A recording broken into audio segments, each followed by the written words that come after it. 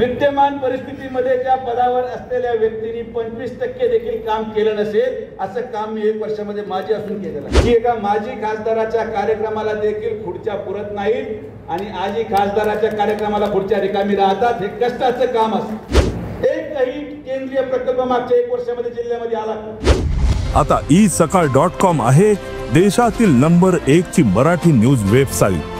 प्रत्येक अपडेटसाठी isakal.com ला नक्की भेट द्या।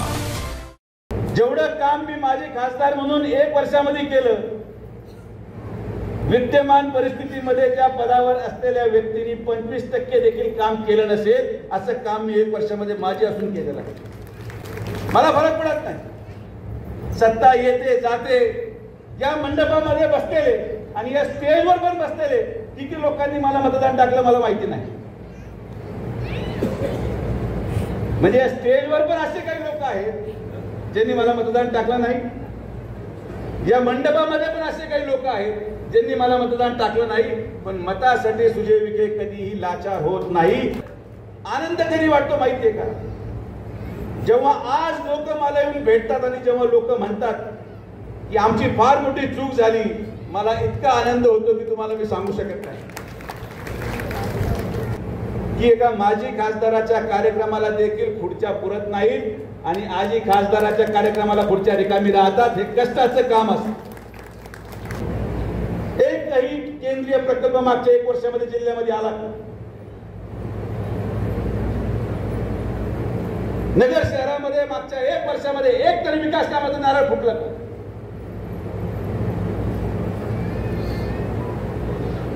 माझी चूक एवढीच झाली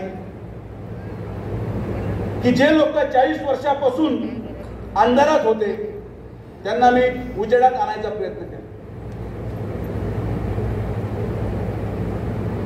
जे लोक 40 वर्षापासून प्रकल्पांच्या प्रतीक्षेत होते ते प्रकल्प मी वेळे अगोदर पूर्ण केले।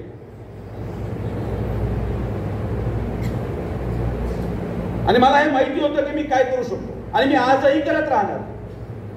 मी थांबणार नाही।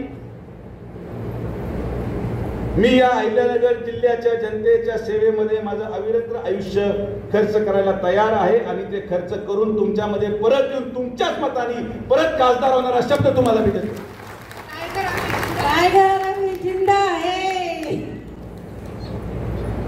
आपण ना कुठे गेलोय ना कुठे पळून जाणार, ठामपणे आपली भूमिका मांडणार, सर्वसामान्यांचे प्रश्न मांडणार। महाराष्ट्रातील सर्व बातम्यांचे विश्वासार्ह व्यासपीठ सकाळच्या सर्व सोशल मीडिया प्लॅटफॉर्मला लाईक, फॉलो आणि सबस्क्राईब करा।